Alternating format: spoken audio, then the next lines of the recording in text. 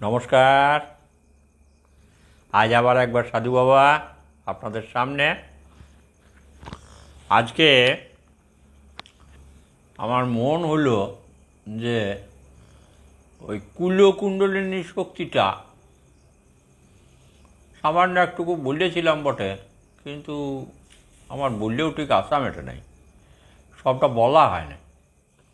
তা আজ একটু বলার চেষ্টা করছি, আপনারা একটু খেয়াল করে শুনবেন। হ্যাঁ, দেখুন, যারা এই আধ্যাত্মিক চিন্তা ভাবনায় রয়েছে, যারা গুরু দীক্ষা নিয়েছে এবং গুরুদেবের কথা মতো ষটচক্র ভেদ করা কেমন করে যায়, সেগুলো তো শিখবে, হবে অনেক কিছু। কিন্তু এমনও তো কিছু আছে যে যারা এই সাইডটা নিয়ে কোনো চর্চা করে নাই, বা এই ষটচক্র, হ্যাঁ, কোথায় কার অবস্থান, এইসবগুলো তারা জানে না। প্রজ্ঞা, বিশুদ্ধাক্ষ, অনাহুত, মূলাধার, এইসব তারা নামগুলোই হয়তো শোনে নাই। অথচ অনেক বড় একটা বৈজ্ঞানিক, বিরাট বড় একজন চিকিৎসক। হ্যাঁ, তাহলে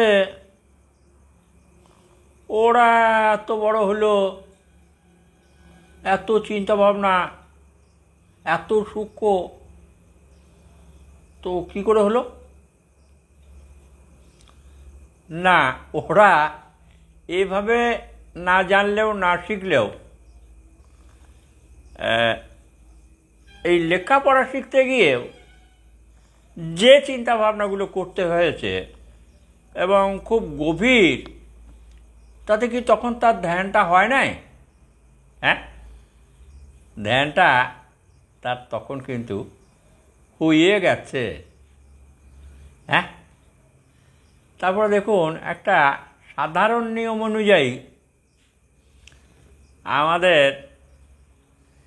এই মানব শরীরে কোন সময়ে কোন চক্রটা অবস্থান করে সেইটা একটু বলি।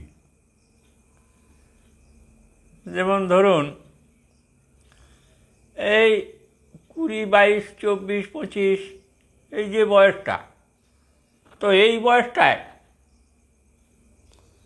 তো ছেলেদের মন কী হয় না, বাবা মারা কয়েকদিন আগে থেকে বলতে শুরু করে দেয়, ছেলের বিয়ে দেবো, এবার বড়ো হচ্ছে, এই দাদু ঠাকুমা এরাও একটু একটু বলে, আর ছেলেটাও ওই শোনে। হ্যাঁ, তো সেই জন্যে সেই সময় থেকে শুরু হয় তার ওই বিপরীত লিঙ্গে আসক্তি। ফলে মূলাধার আর স্বাধিষ্ঠান এই দুটোর মধ্যে থেকে যায়। তারপরে 2-4টে ছেলেপিলে হলে, হ্যাঁ, একটু বয়স বাড়লে তখন ওই কী হয় না, খাই। হ্যাঁ, এই নিয়ে আয় মাছ, নিয়ে আয় মাংস, নিয়ে আয় বড় বড় ফুলকপি, এই এতে আবার হয় নাকি, ওর সঙ্গে একটু দিতে হবে, তা দিতে হবে, ভালো করে করতে হবে, রিচ করতে হবে। হ্যাঁ, ডালটা পাতলা পাড়া হয়েছে, ডালটা পুরু করতে হবে, এইসব খাই। তাহলে ঠিক সেই সময়ে আমি বলেছিলাম যে নাভিমূলে মূলাধার, এই নাভিমূলে মণিপুর চক্র, হ্যাঁ, আমার ভুলে গেল। যাই হোক, তাহলে মণিপুরে তখন অবস্থান করছে, তাই সে কিন্তু খাই। হ্যাঁ, তারপরে যখন বয়সটা 50 পেরিয়ে 60-এর গোড়াগুড়ি, তখন এই যে সংসারের ঘাত প্রতিঘাতের মধ্যে দিয়ে সে কিন্তু কখনো দুঃখে পড়েছে, কখনো সুখে, কখনো চেয়ে পায় নাই। হ্যাঁ, নিয়ে একটু ঠাকুর বিশ্বাস করতে শুরু করেছে। হ্যাঁ, তখন ছেলেপিলেদের নিয়ে ঠাকুর তারা গিয়েছে, ছেলেকেও বলেছে নে নমকর।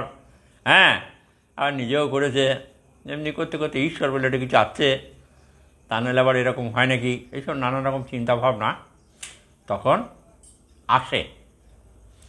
আর তখন ওই চাওয়া আর না পাওয়ার মাঝখানে সে ওই ঈশ্বরে ভক্তিটা জাগে, যেটা আমি বলেছি না অনাহুত।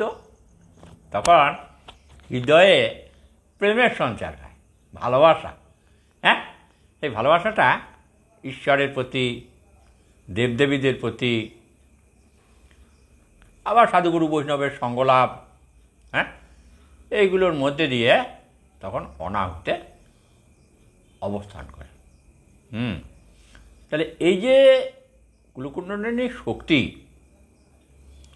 মূলাধার থেকে ক্রমশ ওপর দিয়ে উঠছে, এটা যারা এই আধ্যাত্মিক জগতে গুরু দীক্ষা নিয়ে যারা জেনে বুঝে করছে, আর যারা জেনে বুঝে করছে না তারাও কিন্তু কুলকুণ্ডলিনী শক্তিকে আগিয়ে নিয়ে যেতে পারে। এটা আমি বহু নামি দামি মানুষের সঙ্গে চলাফেরা বলা করে বা তাদের কাজকর্ম দেখে এটা বুঝেছি যে না, ওনারাও ওই যে ব্রেন, হ্যাঁ, ওই যে ধ্যান, ওই যে ধারণা নাকি, তো সেই ধারণাগুলো ধারণ করেছে, চিন্তা করেছে, এক মনে এক ধ্যানে সেটাকে নিয়ে যে রিসার্চ করেছে, তো তাতেই সে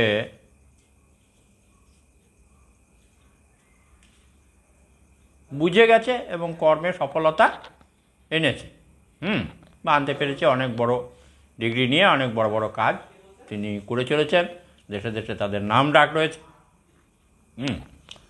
তাহলে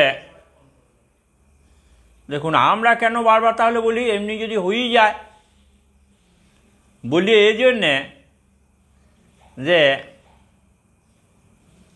যদি নিজেকে ঠকে শিখতে হয় বা নিজে নিজে চিন্তা ভাবনা করে যদি আগাতে হয়, তাহলে অনেক দেরি হয়ে যায়, নাও হতে পারে। আর গুরু দীক্ষা নেওয়ার পর তার কাছ থেকে শিখে জেনে বুঝে করলে একটু তাড়াতাড়ি তো হবেই, হবে না?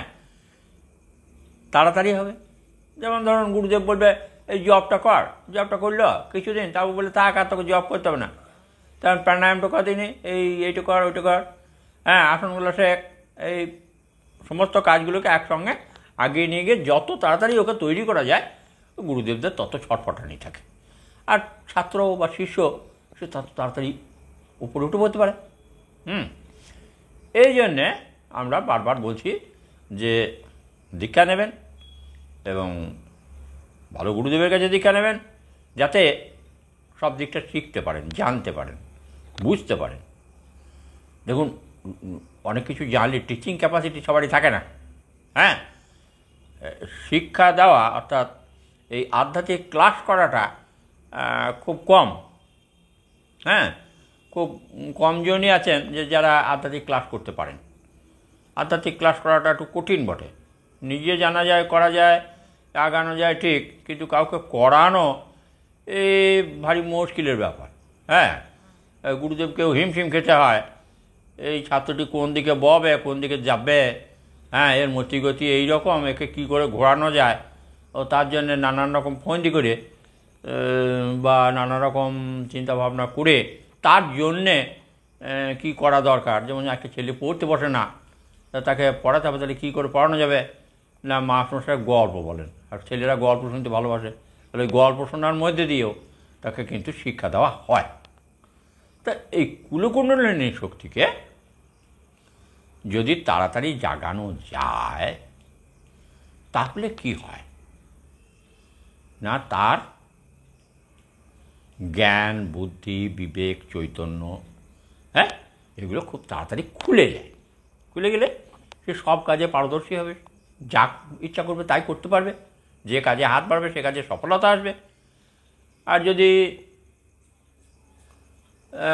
এগুলো না করা হয় তাহলে ওই সাধারণ মানুষের মতন যেমন হচ্ছে হবে, না হলো খানিকটা গেল করলো, পারলো না, দুটি চারটে বাধা পেলো, ঘুরে চলে এলো, আরে ও হবে না, ওই হ্যান ত্যান 12-17 করে নানা অজুহাতে সে পিছিয়ে চলে এলো, আর সেদিকে গেল না। কিন্তু যাদের সঠিক শিক্ষা থাকে তারা কি করে না, তারা অত অল্পতে ছেড়ে যায় না। হ্যাঁ, যাদের সঠিক শিক্ষা থাকবে, যুক্তিবুদ্ধি যাদের ঠিক থাকবে, সে কি ছেড়ে দেবে? না, সে ছাড়বে না। সে কিন্তু লেগে থাকবে, চেষ্টা করবে যে কেন এটা বাধা পড়ছে, এর বাধাটা কি, এর কারণটা কি, এই কারণগুলোকে খুঁজে বের করে সে নিজের রাস্তাটা পরিষ্কার করে নেবে, সে যেদিকে যেতে চায়। এই জন্যে ভালো করে কুলকুণ্ডলিনী শক্তিকে জাগাবার অবশ্যই চেষ্টা করবেন। তাহলে কি হবে? আর এটা তো না হয় আপনারা করবেন, তো ছেলেরা কী করবে? ছেলেরা দেখুন, এখন তো গুরুগৃহে লেখাপড়া শেখা নাই, এখন স্কুল ফিস্কুল এইসব রয়েছে, তবুও এই বাড়িতে তো গুরুদেব আসেন, কি যদি নাও আসেন, আপনারা গুরু বাড়ি যাবেন, ছেলে মেয়েদের সঙ্গে করে নিয়ে যাবেন এবং গুরু বাবাকে বলবেন যে এদেরকে একটু ক্লাস দিতে। হ্যাঁ, এবং মাসে যদি একবার করেও নিয়ে যান তাহলে ছেলেমেয়েরাও কিছু শিখতে পারবে।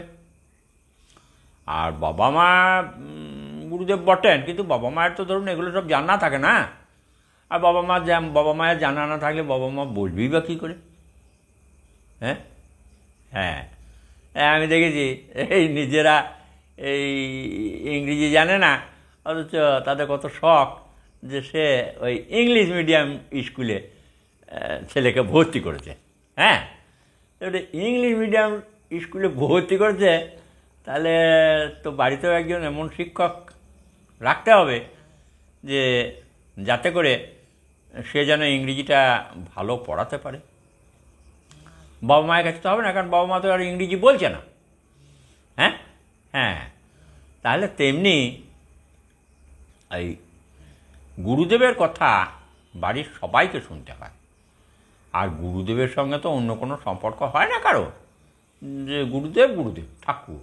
হ্যাঁ, তার কাছে একটুকু শিক্ষা দীক্ষাগুলা ছেলে মেয়েদের করাবেন। আর ছোটো থেকে যদি এই আসন প্রাণায়াম বা শরীরের যে ব্যায়াম ট্যায়ামগুলো রয়েছে এগুলো যদি একটু শেখান, তাহলে আমার মনে হয় ছেলেপিলেগুলো কিন্তু নিঃসন্দেহে ভালো হবে। আর তার সাথে সাথে আপনারাও শিখবেন। লজ্জা কিছু, শেখার কোনো লজ্জা নয়, আমি এখনও শিখি। হ্যাঁ, আমি এখনও 3 বোঝা কাঠ এগিয়ে গিয়েছে, হ্যাঁ, তবুও আমি এখনও ওই শিখি। আমি জানি যে আর কদিন বাদেই চলে যাব, কিন্তু তবুও কিন্তু মনে হয় যে এটা শিখি। হ্যাঁ, তাহলে আপনারা এগুলো একটু চেষ্টা করুন। হ্যাঁ, কুলকুণ্ডলিনী শক্তিকে কেমন করে জাগাবেন, দরকার হলে আবার বলবো। আপনারা তো লিখে পাঠান, আর আমি সেইগুলো দেখি, বা আমি না দেখলে আমাদের ছেলেরা দেখে, তো নিয়ে আমাকে বলে যে বাবা এই লিখেছে, ওই লিখেছে, তাই লিখেছে। তা আমি বলি কী লিখেছে পড়। আমি তো আর পড়তে পারবো না, কারণ অত লাইটে আমার চোখটার অবস্থা তো ভালো নয়।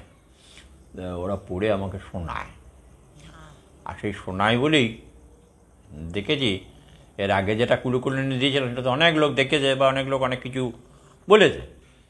আমার মনে হলো যে সেদিনে তো সবটা বলা হয় নাই, তাহলে আজকে একবার দেখি বলতে পারি কি না। আর আমি তো ধরুন আমার যেটুকু জ্ঞান যেটুকু আছে, আমার যা মনে হয় আমি আমার নিজস্ব ধ্যান ধারণা থেকে বলি। আমি কোনো জায়গা থেকে নিয়ে কিছু বলার চেষ্টা করি না, আর ওটা একটা অপরাধ নাকি? আমি এটা মনে করি আমার ভেতরেই সব রয়েছে। আমার মা রয়েছেন শিব মন্দিরে, হ্যাঁ, মাই আমার মহাকালী, মহাশক্তি, মহাসরস্বতী, মহালক্ষ্মী। কাজেই বেশ আছি, সুন্দর আছি। আপনারাও ভালো থাকুন, আপনারাও সুন্দর থাকবেন। হ্যাঁ, বড়রা আমার শ্রদ্ধা গ্রহণ করবেন, ছেলেরা আমার আশীর্বাদ নিও। মায়েরা আমার ভালো থেকো, হ্যাঁ মায়েরা মায়ের জায়গাটাকে আলো করো। আসছি।